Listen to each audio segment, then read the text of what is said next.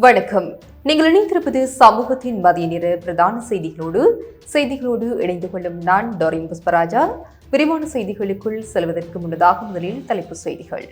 வைத்தியர்களின் அடையாள பணிப்பகிஷ்கரிப்பு நிறைவு. 150 வைத்தியசாலைகள் மூடப்படும் அபாயம் என எச்சரிக்கை. இன்று அனைத்து வாகனங்களுக்கும் எரிபொருள். இலங்கை பெட்ரோலிய கூட்டுத்தாபனம் அறிவிப்பு. சமய விழாக்களுக்கு மின்சார கட்டுப்பாடு விதிக்கப்படாது. அமைச்சர் நலிந்த ஜெயதிச உறுதி. புத்தாண்டு காலத்தில் எரிவாயு பற்றாக்குறை ஏற்படாது. லிட்ரோ மற்றும் லாப்ஸ் நிறுவனங்கள் உறுதி. உயிர்த்த ஞாயிறு தாக்குதலின் பிரதான சூத்திரதாரி சஹ்ரானே. உதய கமன்பிலவின் புதிய நூலில் அதிரடி தகவல். மத்திய கிழக்கு போரை சாட்டி மக்களை ஏமாற்ற வேண்டாம். மின் கட்டண உயர்வு குறித்து திசா அத்தநாயக்க காட்டம். பாடசாலைக்கு அருகில் கொட்டப்படும் கோழி கழிவுகள். மூக்கை பொத்திக் கொண்டு கல்வி கற்கும் மாணவர்கள். இலங்கையில் வறண்ட வானிலை மாறுகிறது. நாளை முதல் மழைக்கு வாய்ப்பு. வெப்பம் தொடரும். முற்றி வரும் ஈரான் அமெரிக்க பதற்றம். ராணுவ விமானம் விபத்து. 29 பேர் உயிரிழப்பு. சீனா அதிரடி நகர்வு. அவை எமது தலைப்பு செய்திகள். இனி தொடர்பான விரிவான செய்திகள். Fourth Monkey Connect coming soon. அரசாங்க வைத்திய அதிகாரிகள் சங்கத்தினால் முன்னெடுக்கப்பட்டு 24 மணித்தியால அடையாள பணி பகிஷ்கரிப்பு இன்று காலை 8 மணியுடன் நிறைவடைந்தது.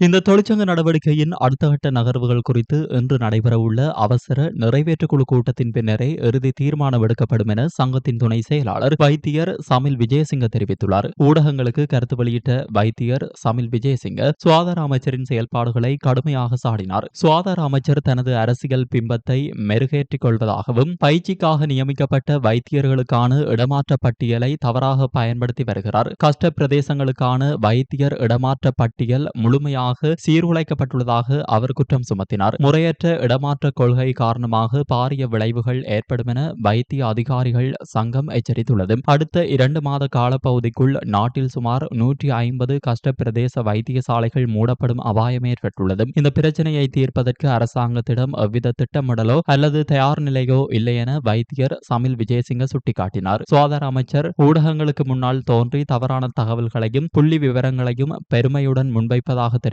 அவர் இது ஒரு சுகாதார அமைச்சருக்கு இருக்க வேண்டிய அடிப்படை புரிதல் கூட இல்லாத அறியாமையையே வெளிப்படுத்துவதாக குறிப்பிட்டார். இந்த விவகாரம் தொடர்பாக இன்று மாலைக்குள் அரசாங்க வைத்திய அதிகாரிகள் சங்கம் தனது தீர்க்கமான முடிவை அறிவிக்கும் என எதிர்பார்க்கப்படுகிறது.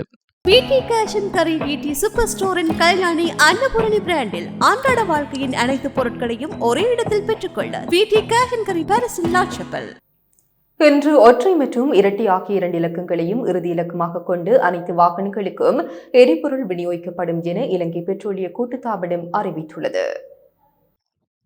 சாதாரண நடைமுறையின்படி திகதியின் இறுதி எண்ணிற்கு அமைவாகவே எரிபொருள் வழங்கப்பட்டு வருகிறது. எனினும் மார்ச் 31 மற்றும் ஏப்ரல் 1 ஆகிய 2 தினங்களுமே ஒற்றை எண்களை கொண்ட தினங்களாக அமைகின்றன. இதனால் இரட்டை இலக்க வாகன உரிமையாளர்களுக்கு ஏற்படும் அசௌகரியத்தினை தவிர்க்கும் பொருட்டு இந்த விசேட தீர்மானம் எடுக்கப்பட்டுள்ளதாக கூட்டுத்தாபனத்தின் நிர்வாக பணிப்பாளர் கலாநிதி மஜூர நெத்திகுமார தெரிவித்துள்ளார். இதன்படி நாட்டின் அனைத்து எரிபொருள் நிரப்பு நிலையங்களிலும் தடையின்றி எரிபொருளை பெற்றுக்கொள்ள முடியும் என அவர் மேலும் குறிப்பிட்டுள்ளார். 2025 ஆண்டுக்கான உயர்தர பரீட்சை பெறுபவர்கள் நேற்றைய தினம் வெளியாகின. அதன்படி அகில இலங்கை ரீதியில் உயர்தர பரீட்சையில் கிளிநொச்சியை சேர்ந்த தெய்வேந்திரன் திருக்குமரன் என்ற மாணவன் 1ஆம் இடத்தை பெற்றுள்ளார். இம்மாணவன் இயற்பியல் அறிவியல் பாடத்தொகுதியில் 3A சித்திகளை பெற்றுள்ளார். அதே நேரம் அகில இலங்கை ரீதியிலும் மாவட்ட ரீதியிலும் 1வது புள்ளியை பெற்றுக் கொண்டுள்ளார். இறுதியாக நடத்தப்பட்ட கல்வி பொதுத்தராதர உயர்தர பரீட்சைக்கு 2,81,810 மாணவர்கள் தோற்றியிருந்தனர். இந்த நிலையில் வெளியிடப்பட்டுள்ள பரீட்சை பெறுபவர்களின் அடிப்படையில் 1,76,527 மாணவர்கள் பல்கலைக்கழகங்களுக்கு விண்ணப்பிக்க தகுதி பெற்றுள்ளதாக பரீட்சைகள் திணைக்களம் அறிவித்துள்ளது. அதே நேரம் 111 விண்ணப்பதாரர்களின் தேர்வு முடிவுகள் நிறுத்தி வைக்கப்பட்டுள்ளதாக தெரிவிக்கப்படுகிறது. மத்திய கிழக்கில் நிலவும் போர் சூழல் மற்றும் உள்நாட்டு எரிசக்தி நெருக்கடிகளுக்கு மத்தியிலும் எதிர்வரும் மாதங்களில் நடைபெறவுள்ள சமய விழாக்களின் போது மின்சார கட்டுப்பாடுகள் விதிக்கப்பட மாட்டாது என அமைச்சரவை பேச்சாளர் அமைச்சர் வைத்தியர் நலிந்த ஜெயதிஸ் தெரிவித்துள்ளார். அமைச்சரவை தீர்மானங்களை அறிவிக்கும் ஊடகவியலாளர் சந்திப்பில் கலந்து கொண்டு கருத்து வெளியிடும் போதே அவர் இவ்வாறு தெரிவித்தார். நாட்டில் நிலவும் எரிசக்தி நெருக்கடியை சமாளிக்க அரசாங்கம் ஏற்கனவே பல நடவடிக்கைகளை முன்னெடுத்துள்ளதாக அமைச்சர் குறிப்பிட்டார். புதன்கிழமை அரச விடுமுறை தினமாக அறிவிக்கப்பட்டுள்ளது. அத்தியாவசிய சேவைகள் ஆணையாளரால் அரச நிறுவனங்களுக்கு எரிசக்தி சேமிப்பு தொடர்பான விசேட வழிகாட்டுதல்கள் வழங்கப்பட்டுள்ளன. இதன்போது எதிர்வரும் மே மற்றும் ஜூன் மாதங்களில் கொண்டாடப்படவுள்ள வெசாக் மற்றும் பொசன் பண்டிகைகள் குறித்து அமைச்சர் மேலும் தெளிவுபடுத்தினார். மக்களின் பொருளாதார நடவடிக்கைகளை தாண்டி அவர்களின் கலாச்சார மற்றும் சமூக வாழ்க்கையை பாதுகாப்பது அரசாங்கத்தின் பொறுப்பாகும். எனவே வெசாக், பொசன், எசல போன்ற சமய விழாக்களின் கொண்டாட்டங்களை குறைக்கும் எண்ணம் அரசாங்கத்திற்கு இல்லை என அவர் சுட்டிக்காட்டியுள்ளார். இந்த விழாக்களுக்கு அரசாங்கம் முழுமையான அனுசரணை வழங்கும் அதேவேளை தற்போதைய உலகளாவிய எரிசக்தி நெருக்கடியை கருத்தில் கொண்டு மக்கள் பொறுப்புடன் செயல்படுவார்கள் என எதிர்பார்க்கப்படுவதாக அமைச்சர் தெரிவித்தார். எரிசக்தி முகாமைத்துவம் மற்றும் விழிப்புணர்வுடனான நுகர்வு என்ற அடிப்படையில் மக்கள் ஒத்துழைப்பு வழங்க வேண்டும் எனவும் அவர் கோரிக்கை விடுத்துள்ளார். எதிர்வரும் சித்திரை புத்தாண்டு கால பகுதியில் நுகர்வோருக்கு எவ்வித தடையுமின்றி எரிவாயுவை விநியோகிக்க தேவையான அனைத்து நடவடிக்கைகளும் எடுக்கப்பட்டுள்ளதாக லிட்டோ மற்றும் லாப்ஸ் நிறுவனங்கள் அறிவித்துள்ளன.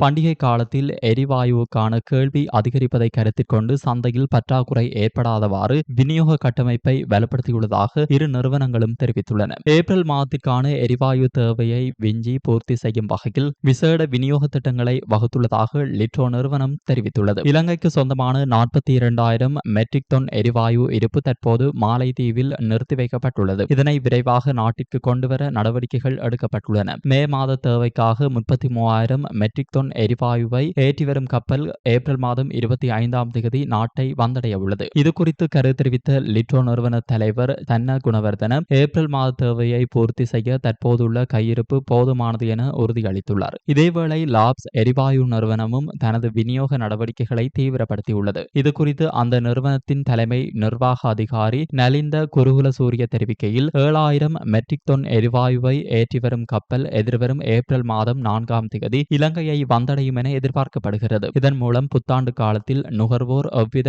அசௌகரியமின்றி எரிவாயுவை பெற்றுக்கொள்ள முடியும் என இரு நிறுவனங்களும் கூட்டாக தெரிவித்துள்ளன. நடப்பு பருவத்தில் விவசாயிகளிடமிருந்து இதுவரை 61,000 மெட்ரிக் டன்னுக்கும் அதிகமான நெல் கொள்வனவு செய்யப்பட்டுள்ளதாக அமைச்சரவை பேச்சாளர் அமைச்சர் வைத்தியர் நலிந்த ஜெயதிஸ் தெரிவித்தார். அமைச்சரவை தீர்மானங்களை அறிவிக்கும் ஊடகவியலாளர் சந்திப்பில் கலந்து கொண்டு கருத்து வெளியிடும் போதே அவர் இந்த தகவல்களை பகிர்ந்து கொண்டார். அரசாங்கத்தினால் இதுவரை மொத்தம் 61,449 மெட்ரிக் டன் நெல் கொள்வனவு செய்யப்பட்டுள்ளது. இதற்காக விவசாயிகளுக்கு 7,383 மில்லியன் ரூபாய் வழங்கப்பட்டுள்ளதாக அமைச்சர் குறிப்பிட்டார். கொள்வனவு செய்யப்பட்ட நெல்லின் வகை பிரிப்பு பின்வருமாறு. நெல் கொள்வனவு மட்டுமின்றி விவசாயிகளுக்கான உர விநியோகம் குறித்தும் அமைச்சர் இங்கு விளக்கம் அளித்தார். அரச உர நிறுவனங்களுடன் இணைந்து 18 தனியார் உர நிறுவனங்களும் தற்போது விநியோக நடவடிக்கைகளில் ஈடுபட்டுள்ளன. கொவியன சேவை திணைக்களத்தினூடாக விவசாயிகளின் சாகுபடி நிலப்பரப்பிற்கு ஏற்ப இந்த உரங்கள் தடையின்றி விநியோகிக்கப்பட்டு வருவதாக அவர் மேலும் தெரிவித்தார். உலகளாவிய எரிசக்தி விலையேற்றம் மற்றும் மத்திய கிழக்கில் நிலவும் போர் சூழல் காரணமாக இலங்கையில் மின்சார கட்டணம் மீண்டும் கணிசமான சதவீதத்தால் அதிகரிக்கப்படும் என எச்சரிக்கப்பட்டுள்ளது. ஏற்கனவே பணவீக்கத்தினால் பாதிக்கப்பட்டுள்ள பொதுமக்களுக்கு இது பேரிடியாக அமையும் என அஞ்சப்படுகின்றது.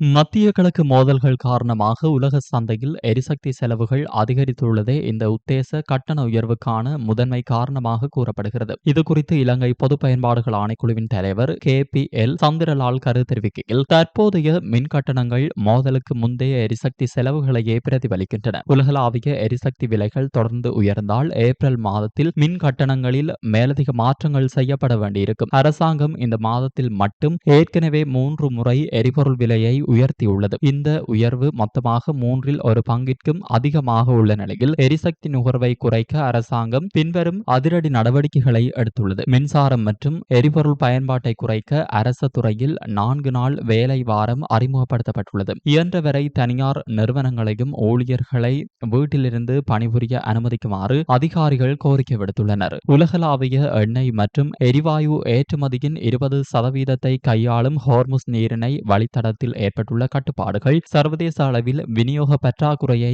ஏற்படுத்தியுள்ளன. இறக்குமதி செய்யப்படும் எரிபொருள் மற்றும் நிலக்கரியை அதிகம் சார்ந்துள்ள இலங்கை போன்ற நாடுகள் இதனால் நேரடி பொருளாதார அழுத்தத்திற்கு உள்ளாகியுள்ளன. 2022 ஆண்டின் பொருளாதார நெருக்கடியிலிருந்து இலங்கை இன்னும் முழுமையாக மீண்டு வராத நிலையில் சர்வதேச நாணய நிதியத்தின் 2.9 பில்லியன் டாலர் மீட்பு திட்டத்தின் கீழ் நிபந்தனைகளை நடைமுறைப்படுத்தி வருகிறது. இவ்வாறான சூழலில் நீடிக்கும் உலகளாவிய மோதல்கள் நாட்டின் பொருளாதார மீட்பு முயற்சிகளுக்கு பெரும் சவாலாக அமையும் என அதிகாரிகள் எச்சரித்துள்ளனர்.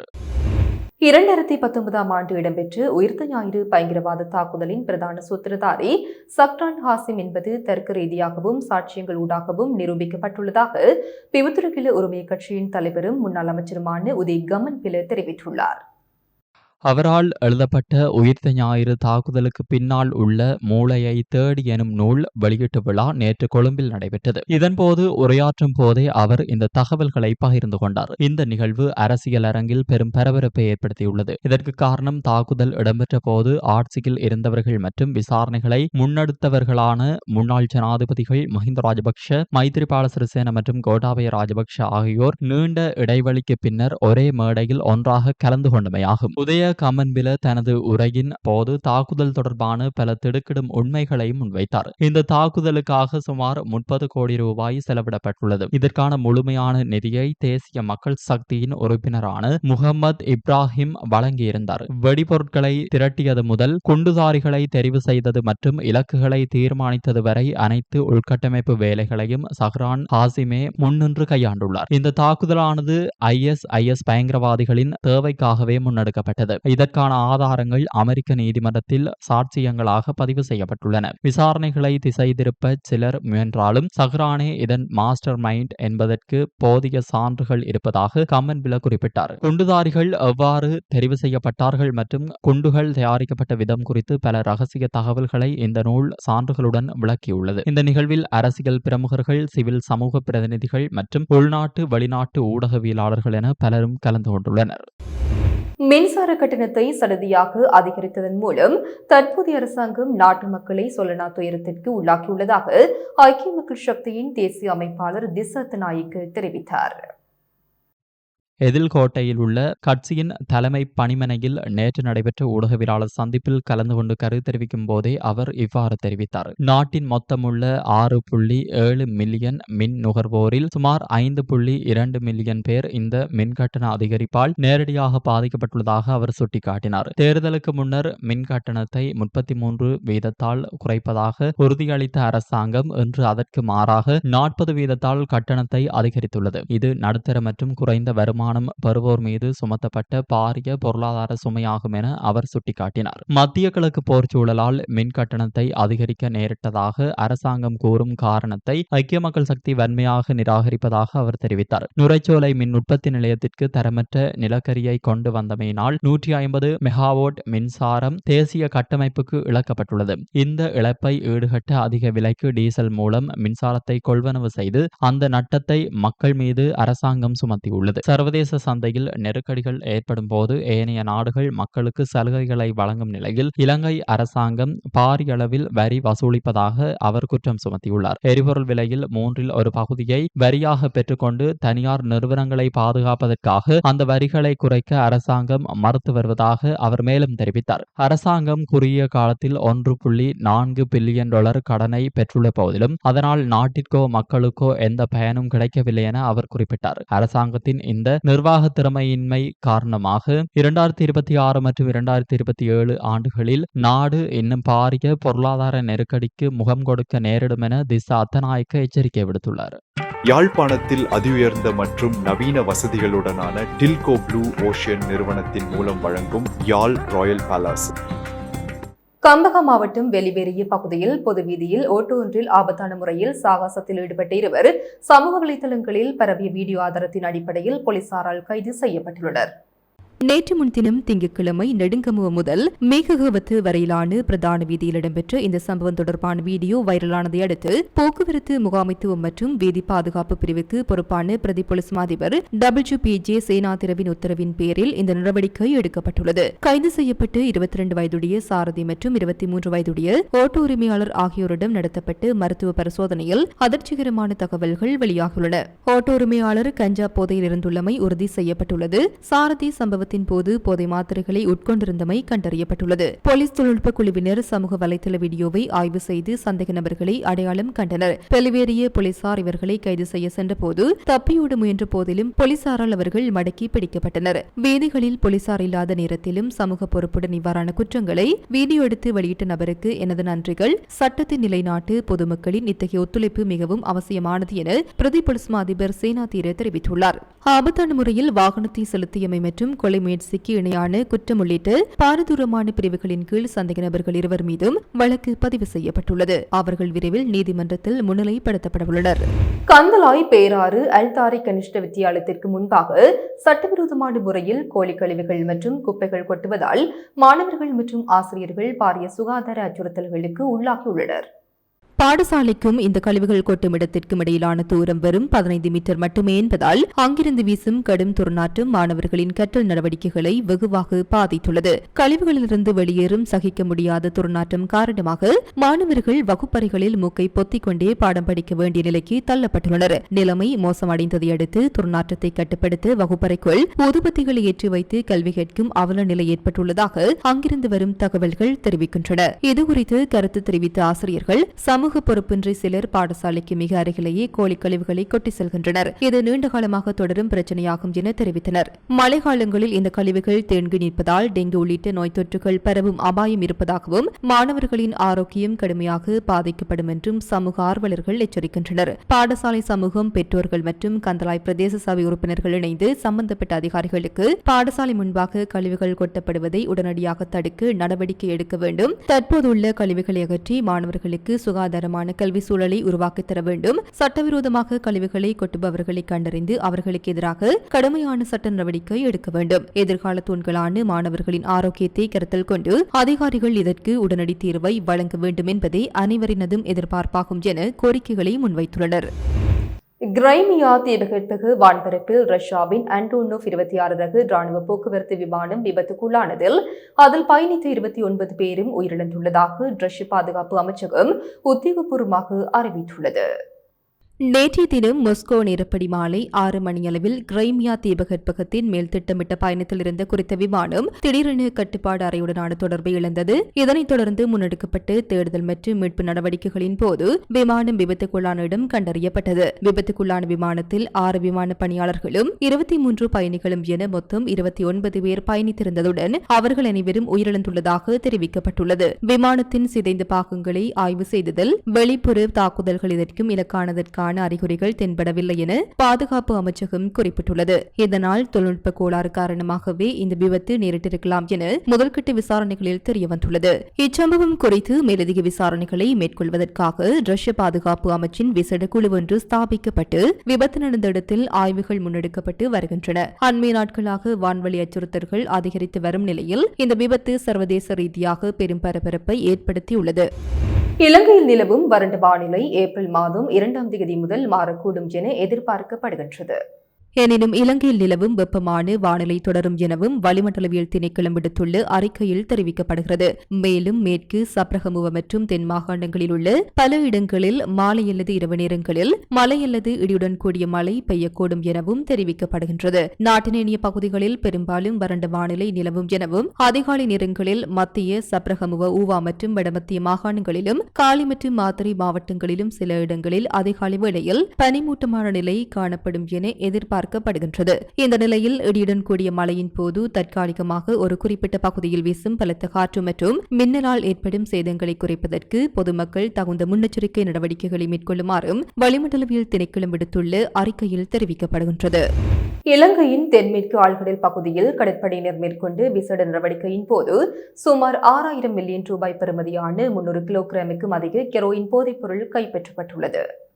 வெளிநாட்டு புலனாய்வு பிரிவினரிடமிருந்து கிடைத்த ரகசிய தகவலுக்கு அமைவாக பேருவெளிக்கு அப்பால் உள்ள ஆழ்கடல் பகுதியில் இந்த சுற்றி வளைப்பு முன்னெடுக்கப்பட்டது. இதன்போது இலங்கைக்கு சொந்தமான பல நாள் மீன்பிடி படகு ஒன்று 6 சந்தேக நபர்களுடன் கடற்படையினரால் பொறுப்பேற்கப்பட்டது. கைப்பற்றப்பட்ட படகு இன்று காலை திக்கோவிட்ட மீன்பிடி துறைமுகத்திற்கு கொண்டுவரப்பட்டு விரிவான சோதனைக்கு உட்படுத்தப்பட்டது. இதுகுறித்து கருத்து தெரிவித்த கடற்படை தளபதி வைஸ் அட்மிரல் காஞ்சன பானகொட பின்வரும் விவரங்களை வெளியிட்டார். படகிலிருந்து 298 உரப்பைகளுக்குள் மிகவும் நுணுக்கமான முறையில் இந்த போதைப்பொருள் பொதிகள் மறைத்து வைக்கப்பட்டிருந்தமை கண்டறியப்பட்டுள்ளது. 300 கிலோகிராமுக்கும் அதிக கெரோயினுடன் சந்தேக நபர்கள் தொடர்பாடல் நடவடிக்கைகளுக்காக பயன்படுத்திய நவீன உபகரணங்களும் கைப்பற்றப்பட்டுள்ளன. படகிலிருந்து 6 இலங்கையர்களும் கைது செய்யப்பட்டு மேலதிக சட்ட நடவடிக்கைகளுக்காக ஒப்படைக்கப்பட்டுள்ளனர். சர்வதேச புலனாய்வு அமைப்புகளுடன் இணைந்து கடற்படை மேற்கொண்ட இந்த நடவடிக்கை கடல் வழியாக முன்னெடுக்கப்படும் போதைப்பொருள் கடத்தலுக்கு விடுக்கப்பட்ட பலத்த அடியாக பார்க்கப்படுகின்றது. கைப்பற்றப்பட்டு போதைப் பொருளின் சந்தை பெறுமதி சுமார் 6000 மில்லியன் ரூபாய் என மதிப்பிடப்பட்டுள்ளது. இது தொடர்பான மேலதிக விசாரணைகளை போலீஸ் போதைப்பொருள் ஒழிப்பு பிரிவினர் மற்றும் கடற்படையினர் இணைந்து முன்னெடுத்து வருகின்றனர். மத்திய கிழக்கில் நிலவும் போர் சூழல் உலகளாவிய ரீதியில் பெரும் பரபரப்பை ஏற்படுத்தியுள்ளது. அமெரிக்க ஜனாதிபதி டொனால்ட் ட்ரம்ப் இந்த போரை மிக குறுகிய காலத்தில் முடிவுக்கு கொண்டுவர விரும்புவதாக தெரிவித்து வரும் நிலையில் ஈரான் அதனை சுக்குநூறாக்கியுள்ளது. ஈரான் குறைந்தது 6 மாத கால போருக்கு தயாராக உள்ளதாக அந்த நாட்டு வெளியுறவு அமைச்சர் அப்பாஸ் அரக்சி தெரிவித்துள்ளார். அமெரிக்காவுடன் நேரடி பேச்சுவார்த்தைகள் எதிலும் ஈடுபடவில்லை என தெரிவித்த அவர் இடைத்தரகர்கள் மூலமாகவே செய்திகள் பரிமாறப்படுவதாக குறிப்பிட்டார். ஈரான் விவகாரத்தில் மிக முக்கியமான அறிவிப்பு ஒன்றை ஜனாதிபதி ட்ரம்ப் வெளியிடவுள்ளார். ஈரானின் எண்ணெய் மற்றும் உள்கட்டமைப்புகள் மீது பாரிய தாக்குதல் நடத்த உத்தரவிடப்படலாம் அல்லது போரை முடிக்க இறுதி வாய்ப்பு வழங்கப்படலாம் என எதிர்பார்க்கப்படுகின்றது. வெள்ளை மாளிகை ஊடக செயலாளர் கரோலின் லேவிட் இந்த விசேட உரையை உறுதிப்படுத்தியுள்ளார். ஏப்ரல் 1ஆம் தேதி முதல் அமெரிக்க நிறுவனங்கள் மீது தாக்குதல் நடத்தப்படும் என ஈரானின் IRGC விடுத்த மிரட்டலுக்கு வெள்ளை மாளிகை பதிலடி கொடுத்துள்ளது. அமெரிக்க ராணுவம் எந்தவொரு தாக்குதலையும் முறியடிக்க முழு தயார் நிலையில் உள்ளதாக அறிவிக்கப்பட்டுள்ளது. ஈரானின் ஏவுகணை மற்றும் ட்ரோன் தாக்குதல் திறன் ஏற்கனவே 90% குறைந்துள்ளதாக அமெரிக்க அதிகாரிகள் சுட்டிக்காட்டியுள்ளனர். ஈரான் போரை முடிவுக்கு கொண்டுவர சீனாவும் பாகிஸ்தானும் இணைந்து ஒரு புதிய 5 அம்ச திட்டத்தை முன்வைத்துள்ளன. உடனடி போர் நிறுத்தம் மற்றும் ஹார்மோஸ் நீரிணை மீண்டும் திறப்பது ஆகியவை இதில் அடங்கும். பெட்ரோல் விலை உயர்வு மற்றும் உலகளாவிய உற்பத்தி பாதிப்பு காரணமாக சீனா இந்த தூதரக முயற்சிகளை தீவிரப்படுத்தியுள்ளது. தெற்கு லெபனான் மீதான இஸ்ரேலின் ராணுவ ஆக்கிரமிப்பை கனடிய பிரதமர் மார்க் கார்னி வன்மையாக கண்டித்துள்ளார். லெபனானின் இறையாண்மையை இஸ்ரேல் மீறியுள்ளதாக தெரிவித்த அவர் ஒரு சுதந்திர நாட்டின் எல்லைக்குள் அத்துமீறி நுழைவதை சர்வதேச விதிகளுக்கு முரணானது என சாடியுள்ளார். இத்துடன் சமூகத்தின் மதிய நேர பிரதான செய்திகள் நிறைவு பெறுகின்றன. தொடர்ந்தும் சமூகத்தோடு இணைந்திருங்கள். எமது RIP பேச்சுக்கு கிடைத்த மரண அறிவித்தல்கள். யாழ்ப்பாணம் காரைநகர் தங்கோடையை பிறப்பிடமாகவும் வெள்ளவத்தையை வதிவிடமாகவும் கொண்டிருந்த திருமதி கமலாதேவி பரம்சோதி அவர்கள் 31/3/2026 செவ்வாய்க்கிழமை அன்று காலமானார். மட்டக்களப்பு தன்னாமுனையை பிறப்பிடமாகவும் வதிவிடமாகவும் கொண்டிருந்த திரு செல்லத்தம்பி இருதயநாதன் அவர்கள் 31/3/2026 செவ்வாய்க்கிழமை அன்று காலமானார். யாழ்ப்பாணம் சிறுப்புட்டியை பிறப்பிடமாகவும் இருபாலையை வதிவிடமாகவும் கொண்டிருந்த திரு பூதத்தம்பி வேல்முருகன் அவர்கள் 31/3/2026 செவ்வாய்க்கிழமை அன்று காலமானார். யாழ்ப்பாணம் அளவட்டியை பிறப்பிடமாகவும் ஜெர்மனி பேர்லினை நிரந்தர வதிவிடமாகவும் கொண்டிருந்த திரு ராஜரட்னம் கிருஷ்ணகுமார் அவர்கள் 30/3/2026 திங்கட்கிழமை அன்று காலமானார். மேலே அறிவிக்கப்பட்ட அனைத்து மரண அறிவித்தல் இறுதிக்கிரியை பற்றிய தகவல்களை அறிந்து கொள்ள ரிப் பேஜை பார்வையிடுங்கள். இதற்கான லிங்க் கீழிருக்கும் டிஸ்கிரிப்ஷனில் பார்வையிடலாம். இது போன்ற செய்திகளை தெரிந்து கொள்ள சமூகம் நியூஸ் சேனலை சப்ஸ்கிரைப் செய்து அருகில் உள்ள பெல் பட்டனை கிளிக் செய்யுங்கள். மேலும் இது போன்ற செய்திகளை உடனுக்குடன் தெரிந்து கொள்ள சமூகமீடியா.com என்ற இணையதளத்தின் வாயிலாகவும் எங்களுடன் இணைந்திருங்கள்.